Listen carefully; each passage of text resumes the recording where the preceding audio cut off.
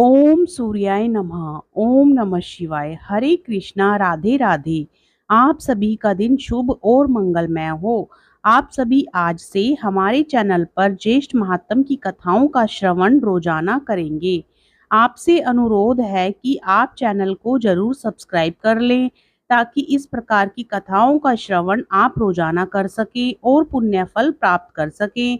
अब सुनिए ज्येष्ठ महात्म्य कथा अध्याय 1।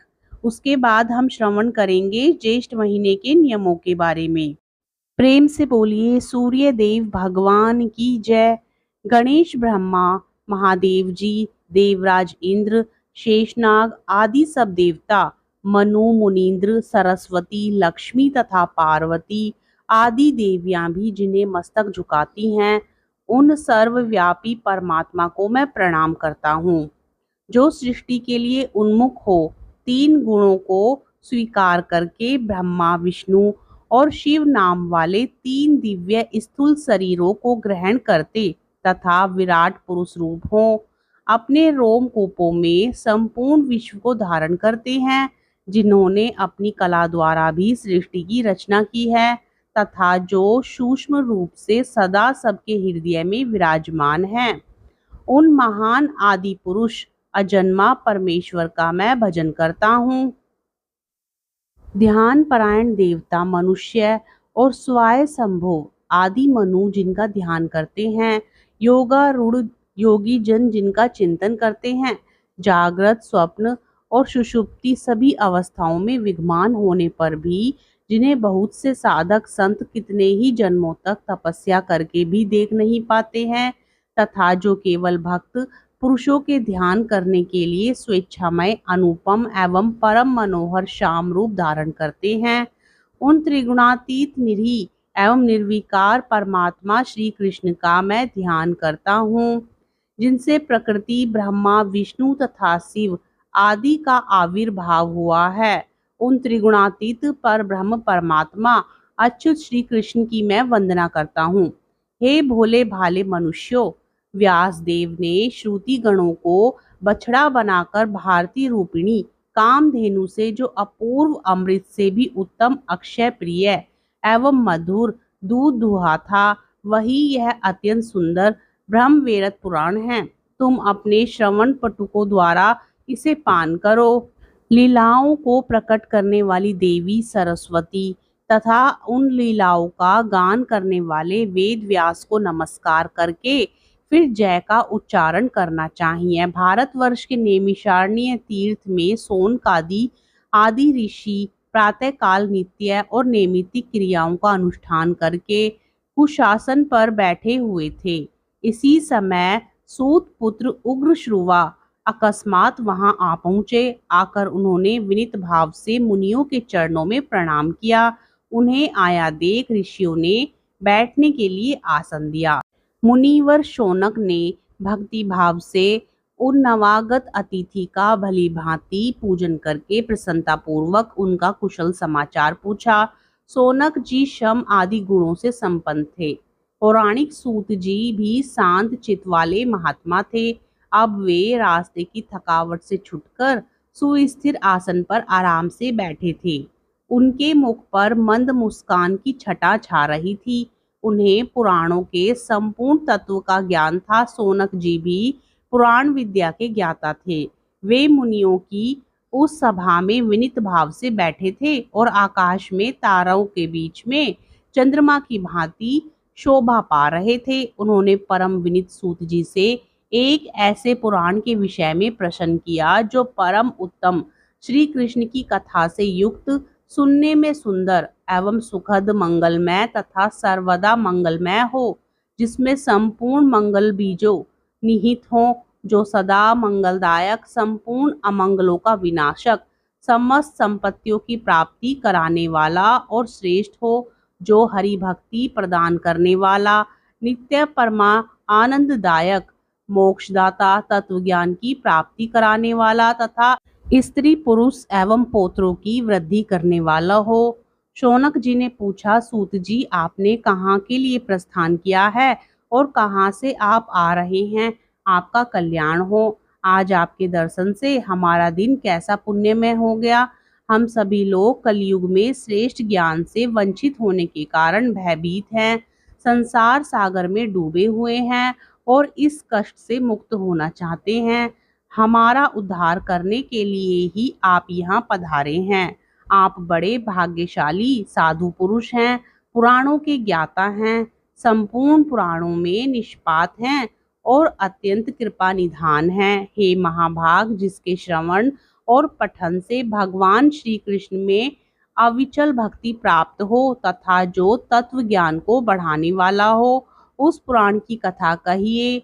सूत नंदन, जो मोक्ष से भी बढ़कर है, कर्म का मूलोच्छेद करने वाली तथा संसार रूपी कारागार में बंधे हुए जीवों की बेड़ी काटने वाली है, वह कृष्ण भक्ति ही जगत रूपी दावान रस से दग्ध हुए जीवों पर अमृत रस की वर्षा करने वाली है। वही जीवधारियों के हृदय में नित्य निरंतर परम सुख एवं परमानंद प्रदान करती है। आप वह पुराण सुनाइए जिसमें पहले सबके बीच का प्रतिपादन तथा पर ब्रह्म के स्वरूप का निरूपण हो।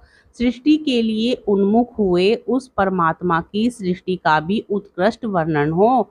मैं यह जानना चाहता हूँ कि परमात्मा का स्वरूप साकार है या निराकार, ब्रह्मा का स्वरूप कैसा है, उसका ध्यान अथवा चिंतन कैसे करना चाहिए, वैष्णव महात्मा किसका ध्यान करते हैं तथा शांति चित्त योगी जन किसका चिंतन क्या करते हैं, वेद में किनके गुण एवं प्रधान मत का निरूपण किया गया है। वत्स, जिस पुराण में प्रकृति के स्वरूप का निरूपण हुआ हो, गुणों का लक्षण वर्णित हो तथा महत्व आदि तत्वों का निर्णय किया गया हो, जिसमें गोलोक, बैकुंठ, शिवलोक तथा अनन्य स्वर्ग आदि लोकों का वर्णन हो तथा अंशों और कलाओं का निरूपण हो, उस पुराण को श्रवण कराइए। सूत नंदन, प्राकृत पदार्थ क्या है, प्रकृति क्या है तथा प्रकृति से परे जो आत्मा या परमात्मा है, उसका स्वरूप क्या है। जिन देवताओं और देवांगनाओं का भूतल पर गूढ़ रूप से जन्म या अवतरण हुआ है, उनका भी परिचय दीजिए। समुद्रों, पर्वतों और सरिताओं के प्रादुर्भाव की भी कथा सुनाइए। प्रकृति के अंश कौन है, उसकी कलाएं और उन कलाओं को भी कलाएं क्या हैं, उन सब के शुभ चरित्र, ध्यान, पूजन और स्रोत आदि का वर्णन कीजिए। जिस पुराण में दुर्गा, सरस्वती, लक्ष्मी और सावित्री का वर्णन हो, श्री राधिका का अत्यंत अपूर्व और अमृतोपम आख्यान हो, जीवों के कर्म का प्रतिपादन तथा नरकों का भी वर्णन हो, जहाँ कर्म बंधन का खंडन तथा उन कर्मों से छूटने के उपाय का निरूपण हो, उसे सुनाइए। जिन जीवधारियों को जहाँ जो जो शुभ या अशुभ स्थान प्राप्त होता है, उन्हें जिस कर्म से जिन जिन योनियों में जन्म लेना पड़ता हो, इस लोक में देहधारियों को जिस कर्म से जो जो रोग होता हो तथा जिस कर्म के अनुष्ठान से उन रोगों से छुटकारा मिलता हो, उन सब का प्रतिपादन कीजिए। सूत नंदन, जिस पुराण में मनसा, तुलसी, काली, गंडका और वसुंधरा, पृथ्वी, इन सब का तथा अन्य देवियों का भी मंगलमय आख्यान हो, शालिग्राम, शिलाओं तथा दान के महत्व का निरूपण हो, अथवा जहाँ धर्माधर्म के स्वरूप का अपूर्व विवेचन उपलब्ध हो, उसका वर्णन कीजिए। जहाँ गणेश जी के चरित्र, जन्म और कर्म का तथा उनके गूढ़ कवच, स्रोत और मंत्रों का वर्णन हो, जो उपाख्यान अत्यंत अद्भुत और अपूर्व हो तथा कभी सुनने में ना आया हो, वह सब मन ही मन याद करके इस समय आप उसका वर्णन करें। परमात्मा श्री कृष्ण सर्वत्र परिपूर्ण है, तथापि इस जगत में पुण्य क्षेत्र भारतवर्ष में जन्म से लेकर उन्होंने नाना प्रकार की लीला विहार किए। मुने, जिस पुराण में उनके इस अवतरण तथा लीला विहार का वर्णन हो, उसकी कथा कहिए। उन्होंने किस पुण्यात्मा के पुण्यमय ग्रह में अवतार ग्रहण किया था, किस धन्या मान्या पुण्यवती सती नारी ने उनको पुत्र रूप से उत्पन्न किया था, उसके घर में प्रकट होकर वे भगवान फिर कहाँ और किस कारण से चले गए, वहां जाकर उन्होंने क्या किया और वहां से फिर अपने स्थान पर कैसे आए, किसकी प्रार्थना से उन्होंने पृथ्वी का भार उतारा तथा किस सेतु का निर्माण करके वे भगवान पुनः गोलोक को पधारे। इन सब से तथा अन्य उपाख्यानों से परिपूर्ण जो श्रुति दुर्लभ पुराण है, उसका सम्यक ज्ञान मुनियों के लिए भी दुर्लभ है। वह मन को निर्मल बनाने का उत्तम साधन है। अपने ज्ञान के अनुसार मैंने जो भी शुभाशुभ बात पूछी है या नहीं पूछी है, उसके समाधान से युक्त जो पुराण तत्काल वैराग्य उत्पन्न करने वाला हो, मेरे समक्ष उसकी कथा कहिए। जो शिष्य के पूछे अथवा बिना पूछे ही विषय की भी व्याख्या करता है तथा योग्य और अयोग्य के प्रति भी समभाव रखता है, वही सत्पुरुषों में श्रेष्ठ सद्गुरु है। आज की कथा में बस इतना ही। आगे की कथा का श्रवण हम अगले अध्याय में करेंगे। आप चैनल को जरूर सब्सक्राइब कर लें। अब सुनिए ज्येष्ठ महात्म के नियमों के बारे में। हिंदू कैलेंडर के अनुसार ज्येष्ठ माह तीसरा महीना होता है। इस माह में जल की पूजा की जाती है। इस माह में जल को लेकर दो त्योहार मनाए जाते हैं। पहला गंगा दशहरा और दूसरा निर्जला एकादशी। गार्ग ने कहा कि जो व्यक्ति ज्येष्ठ माह में दिन में सोता है वह रोगी होता है। ज्येष्ठ के माह में ज्येष्ठ पुत्र या पुत्री का विवाह करना शुभ नहीं माना जाता है। ज्येष्ठ माह में दोपहर में चलना खेलना मना है। इन महीनों में गर्मी का प्रकोप रहता है, अतः ज्यादा घूमना फिरना स्वास्थ्य के लिए हानिकारक होता है। ज्येष्ठ माह में एक समय भोजन करने वाला निरोगी रहता है और धनवान बन जाता है। इस माह में तिल का दान करने से अकाल मृत्यु से जातक बचा रहता है। इस माह में शरीर पर तेल नहीं लगाना चाहिए। ज्येष्ठ माह में हनुमान जी की प्रभु श्री राम से मुलाकात हुई थी, इसलिए इस माह में हनुमान जी की पूजा करने से लाभ मिलता है। इस माह का स्वामी मंगल है, इसलिए इस माह में मंगल का दान करना चाहिए और मंगलवार का व्रत रखना चाहिए। इस माह में वरुण और सूर्य देव की भी पूजा करने का महत्व है। इस महीने में ब्रह्मवेद पुराण पढ़ना भी शुभ माना जाता है। वरुण जल के तो सूर्य देव अग्नि के देवता हैं।